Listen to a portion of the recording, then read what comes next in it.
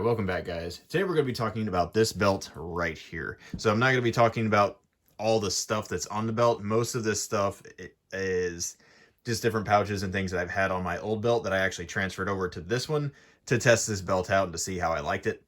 And in case you're not familiar with this belt, it is the Battle Belt and it's made by Core Essentials.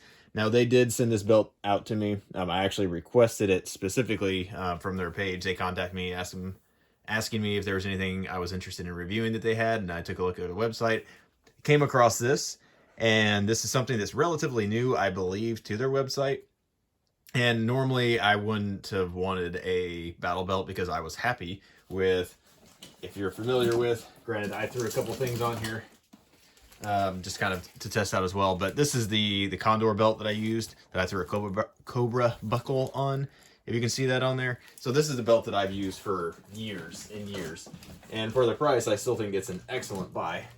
Now that said, one of the problems I had with that Condor belt is going to be the same problem with most battle belts, and it's kind of, once you get it to set to the size if you have it at, you're kind of stuck with it there. So with that Condor belt specifically, especially how the way the adjustments work, once you put everything on that belt, like, you're not going to adjust it to get bigger or smaller. So again, what that belt doesn't do is, it's not adjustable for different clothing options. And what I mean by that is for weather conditions. So this belt here specifically was, I don't know if it's the first of its kind or if it's the only one that's like this. I haven't done a deep dive into different belts and how they adjust, but I do know that this kind of ratcheting system that they use is basically kind of like a big zip tie.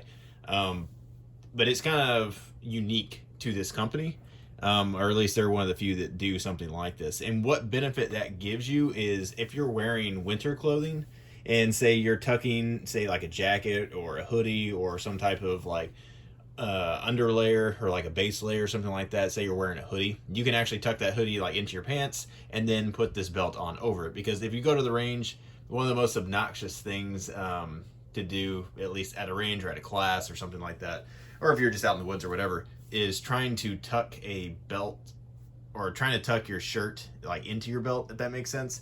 So if you're wearing this thing, and let's say you have a big jacket on, most big jackets are longer than your belt line. They usually go down past your belt, unless you have something that's specifically made for, like, police uniforms, something like that comes to mind, where they're kind of cut shorter, where they're actually above your belt line.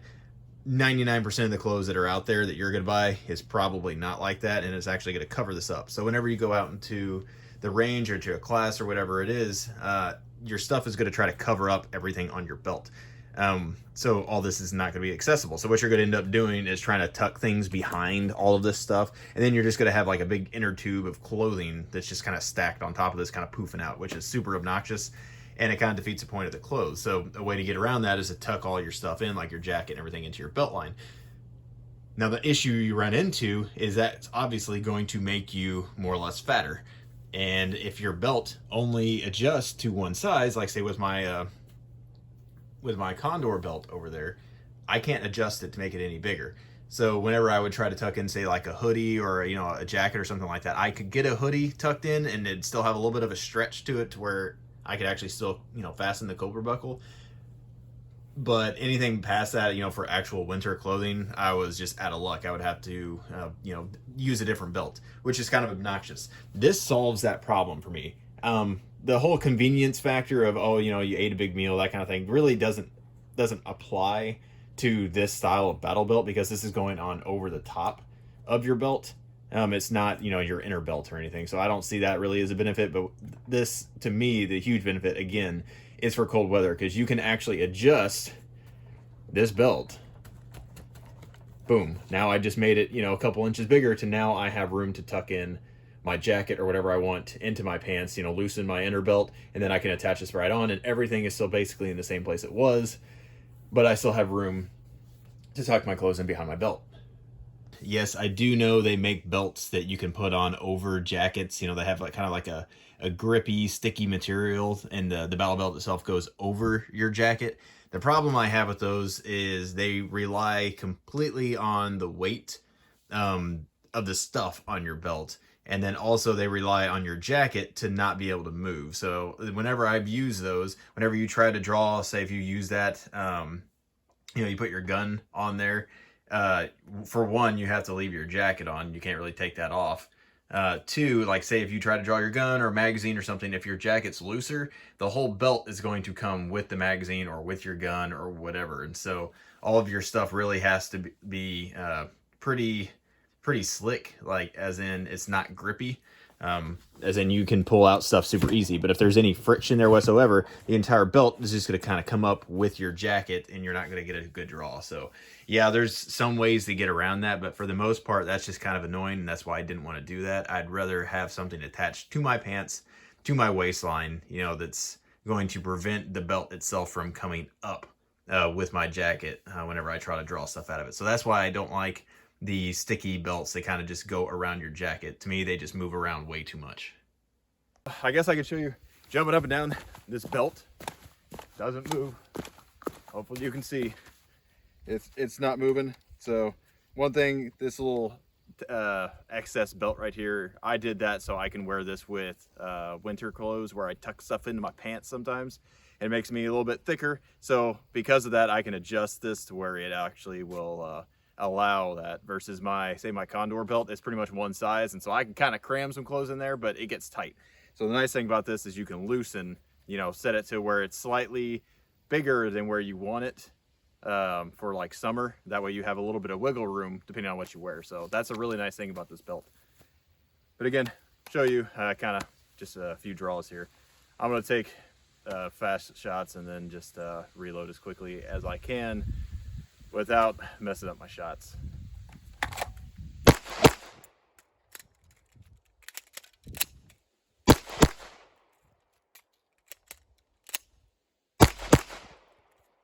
Alright, all my shots are in the 10.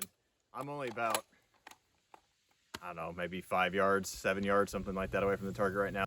So the way I was going to try to get around this in the past was actually to make 2 different belts, but then I was going to have to buy 2 of everything. You know, make one belt for winter clothing where if I'm, you know, tucking stuff in, and then another belt for in the summer where, you know, I just have a t-shirt on or something like that. So having one belt that I don't have to buy all of this stuff, to me, justifies the price for one of these. Now, these aren't super expensive. They're about the same price as most other belts that are, you know, kind of the Velcro. Like if you think of the Warrior Post Society belts or a few of the other ones on the market that are a similar concept with the Velcro, you know, the male and female Velcro with the inner belt also having Velcro. They're all a little over $100. They're usually around the $125 to $150 mark, somewhere in that range. And this one comes in about that same range too. I think it's $140 if I remember right. I'll put a picture down below and links and everything, but I believe it's around $140. But this does what they don't do, and it gives you, again, that adjustment, which is extremely nice. So that is why I was super interested in this belt. And I didn't honestly think I would switch over to this belt once I got it. I figured I'd just put everything on here, give it a good shot, test it out. But I wasn't a big fan of the Velcro because I didn't like, if you know anything about me, I tend to overbuild things. So I like having keepers because they're more permanent than Velcro is. Velcro can wear out over time, and I didn't trust the Velcro to, you know, hold in place. And I'm still kind of right about that in some ways, which I'll talk about here in a second. And that's one of the negatives that I'll talk about with this belt specifically, is how Velcro engagement works. But overall, I'm happy enough with this belt where I'm actually going to use this now as my permanent belt instead of my Condor belt. And that's saying a lot because I really, really like that Condor belt, especially for, you know, how dirt cheap that thing was. It was like $20 or something. Now with the Cobra buckle, obviously it's a little bit more expensive than that. I think it's, you know, around 50 or something. And it is a little bit more comfortable. It's more flexible, but those are really the only advantages that the Condor has over this. So let's get kind of into the comfort first, because that's kind of a big deal for me. It may not be for you, that's fine, but if I'm wearing something all day long, if I can make it comfortable, I'm going to make it comfortable, because I already have plenty of calluses all over my waistline from my work belt that I wear all the time. I don't need more. So comfort. At first, whenever I started wearing this thing, I mean, this is a incredibly, I don't know if you can see this, but I mean, this thing is not flexing at all. It's a very, very rigid belt, which is a good thing when it comes to keeping your gear in place. But it's a bad thing when it comes to comfort. Now, I will say the inner belt provides a good amount of padding. It's rigid as well, so you can actually use this as like an EDC belt if you want. But it provides you enough padding where this doesn't really come in contact with you at all. If you're familiar with a rigid like EDC style belt, this is very similar to how, you know, kind of retains its shape. And if you're used to wearing that every day, this isn't going to bother you because you're kind of already used to that. But if you are only used to wearing, like, say, leather belts or really comfortable belts, this is probably going to take some getting used to just because it is so rigid. But again, that's normal. You want that in this style of belt because it has to hold all of this, you know, all this gear in place. So that's important. So comfort aside, again, it's not going to be as comfortable as, say, something like a Condor that is, you know, a little bit more flexible and it's not as rigid. So for instance, the Condor belt, which is right here, I can actually just take this thing and bend it, as you can see. So, I mean, it's rigid enough to hold most stuff, but it's a little bit more flexible to where it's actually a little bit more comfortable. But because of that, you know, heavier stuff is going to make it sag a little bit more in certain places.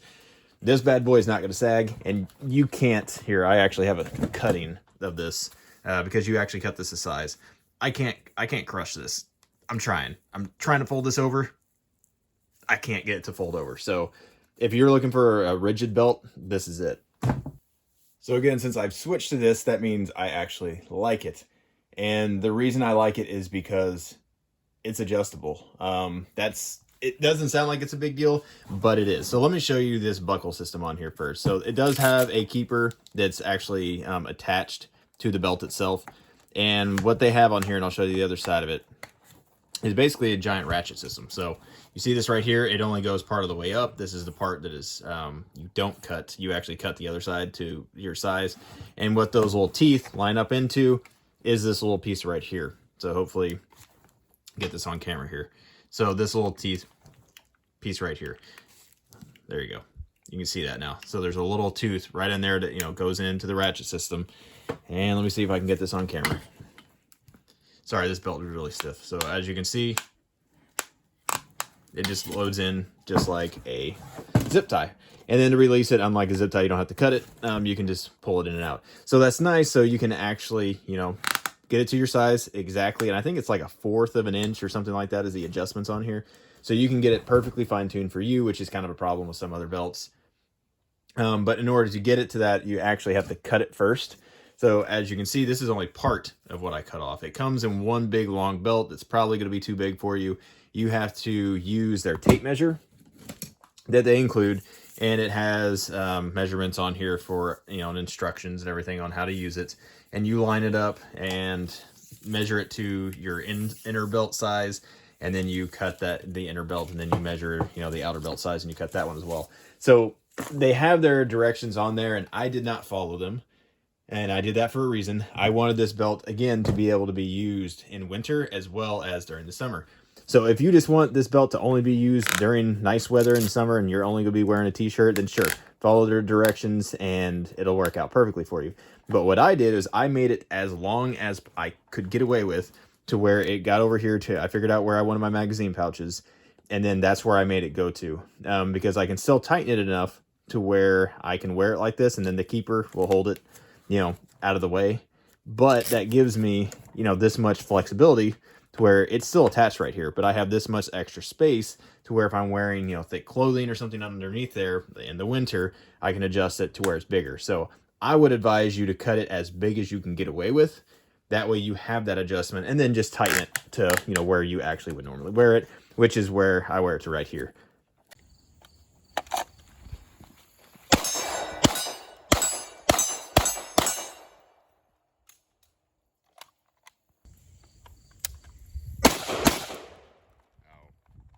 You get breast?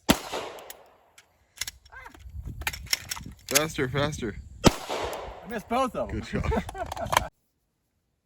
And when I was going through the website, I was surprised. I didn't see anything. Maybe there's something that I missed, but I didn't see anything specifically talking about the adjustability being useful for different clothing options for different seasons and everything. That to me is a huge selling point that I think they should really harp on. That's a big deal for me. And again, that's the reason why I wanted to review this. And as you can see on here, it has MOLLE. I'll go ahead and go over just kind of all the features that you can see on here. Again, I don't talk much about features. I prefer to talk about my actual use with something and how I think it's usable. But on here they have MOLLE, and it's not laser cut MOLLE, which I like. This is actually sewn on MOLLE, and it's kind of that half size stuff because you can't fit full size MOLLE on a belt.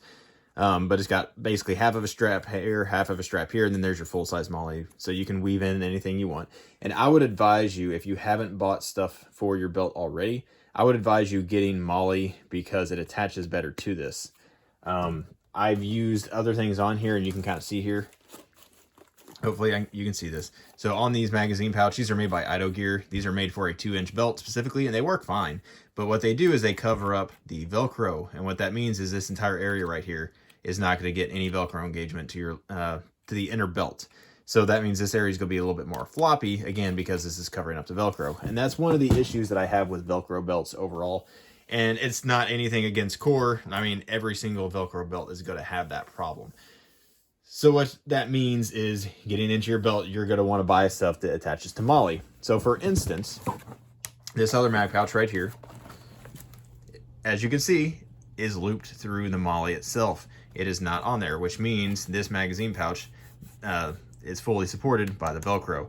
You can see all the other stuff on here is completely open. Now this T-Rex Arms med pouch obviously is not MOLLE, so this area right here and this area right here are not going to get Velcro engagement, but because they're so thin, it's just material, the Velcro engages pretty much immediately right after that.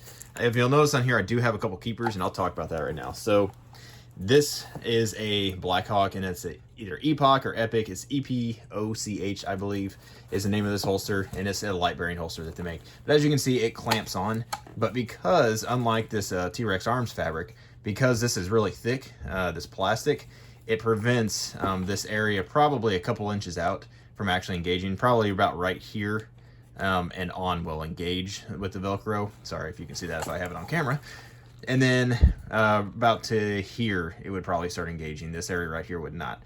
So, and this area in the middle obviously will not engage in the Velcro either because this makes it stick out too much.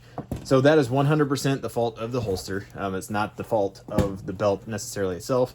That's just a problem with Velcro belts. So the way I got around that, and again, it held in place enough because the Velcro up here was engaged to where it'd be fine, but I really like my gun to be as stable as possible. So what I did is I just took some keepers and just loop them around. So I'll take this keeper, wrap it through the inner belt, you know, and over this outer belt, just snap them down, and that'll just give me a little bit more rigidity when it comes to my holster. And I'll show you some clips here and there, you know, drawing, I don't have any problems with it.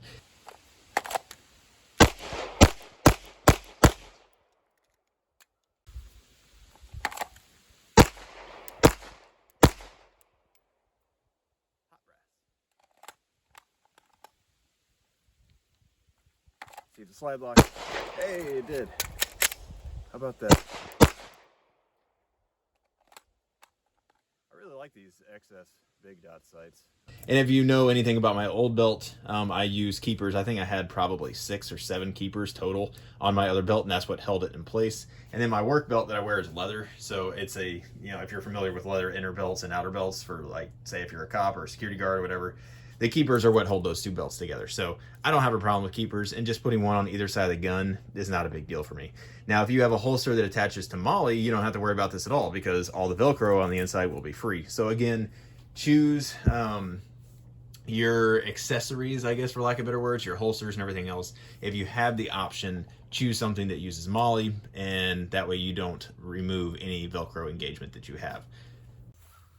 Again, I'm gonna do some one reload ones. Just so you can see the belt and everything else in action.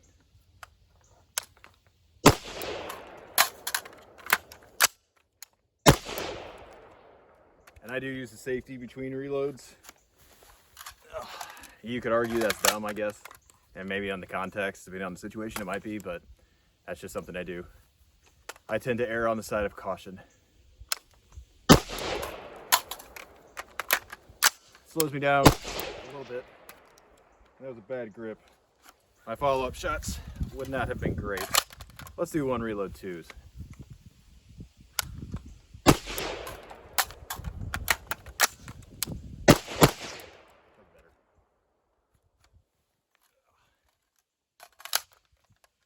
Alrighty, same thing.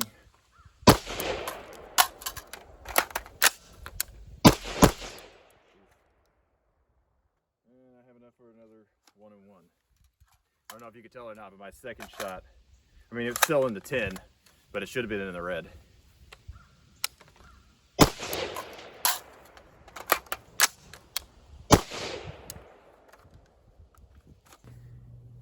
So again, for the inner and outer belt, they have instructions and a tape measure to measure out everything to you. This is their inner belt.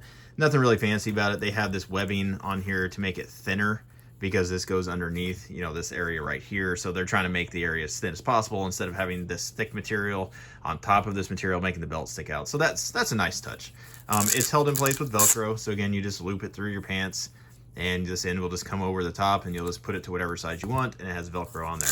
So, but instead of this Velcro covering, you know, anything, they were smart and they put Velcro on the back as well. So you don't lose any Velcro engagement there, which is nice. And then you can just kind of rotate this anywhere in your belt to make it more comfortable or easier for the Velcro itself. And what I mean by that is sometimes you might have to adjust your belt, you know, slightly one direction or the other depending on your belt loops. Like if you're familiar with jean belt loops, they might be in one location versus tactical pants might have really wide belt loops, you know, take up a bunch of space, which is a problem whenever you cover up the Velcro. Obviously less Velcro engagement. So know what kind of belt loops you have. If you have belt loops on your pants that you're going to be wearing this with that are really, you know, fat straps and they take up a lot of space, you may not want to wear those pants with this type of belt. Or you might want a different type of belt for those pants. It's up to you. Depends on how expensive those pants were. But just, again, know that Velcro engagement, to me, and I'm going to say that phrase a lot, is very important because that's what holds this belt in place. Now, that's not what holds up all the weight necessarily. This is still sitting kind of on your waist, so your waist is still holding up the weight, but the Velcro pretty much holds everything in place as you're tugging on stuff. So whenever you're pulling out, you know, a magazine pouch, the Velcro is what holds the belt steady while you're doing that.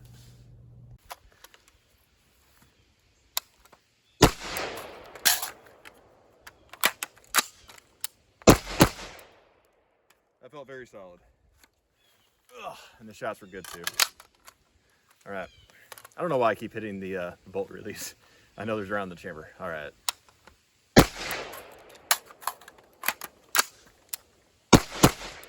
Grip wasn't as good that time, but it was acceptable. It didn't shake too much.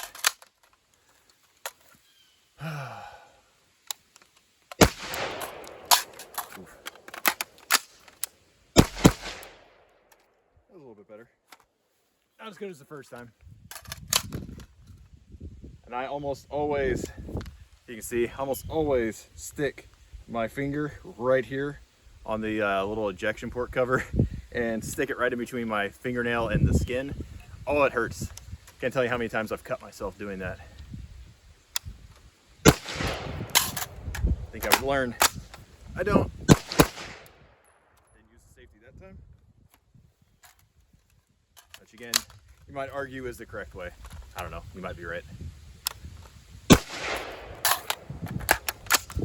It is faster. I got one round left.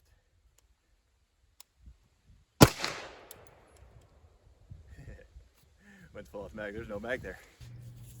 So since this is a package deal, I mean, you can buy, I think you can just buy this by itself if you don't want to buy their inner belt, or maybe you already have it.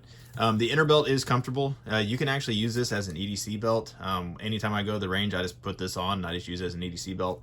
And it will fit just your standard like holster clips. I'll insert a picture here. I carried my Glock 43, my Glock 19, all of my regular holsters that I wear every single day will fit over this belt. It's not some giant obnoxious thing to, you know, that won't fit your EDC belt. So you can wear this around if you want to. Now, it'd be kind of weird to wear this just, you know, every single day, but on your way to the range, it's nice to know that, you know, you don't have to switch belts before you put everything on. And to show you this better, because I don't want to wrestle this giant thing, I have the two strips. Here's your inner belt strip that I have left over and the outer belt. You can see it is very, very good Velcro. And the stitching is phenomenal. If you look throughout here, it's actually really good stitching. So I don't have a problem with that, and you can hear how good that Velcro is. I'll just put it on there. I don't know if you can hear that, but that is the sound of good Velcro. It's not cheap. There's nothing cheap about this belt. Even the inner belt, it is very hard. Let's see if I can crush it. Nope, can't. Sorry. I'm a weakling too, so you know there's that. But I'm not able to crush the inner belt or the outer belt. So combined, they make a very, very stiff belt system. Now, I'm not going to go over how to cut this thing to your size and how to attach everything. They have directions. You can follow them.